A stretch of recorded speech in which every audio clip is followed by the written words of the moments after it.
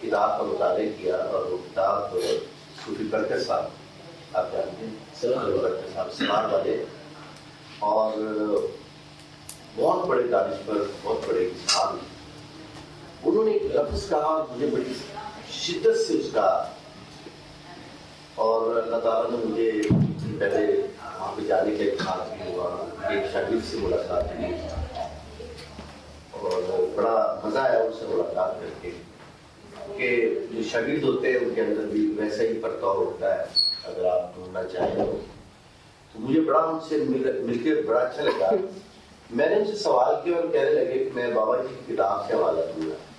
انہوں نے مجھ سے بات کی، ان کا نام نور الحق ہے شخص کا نام، اور وہ بابا جی کی شاگرد ہے، خاص شاگردوں میں سے ہیں۔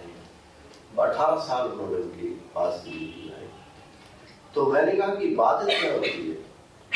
بڑا خوبصورت جواب دیا۔ انہوں نے کہا کہ اللہ کی رحمت کی امید رکھنا عبادت ہے۔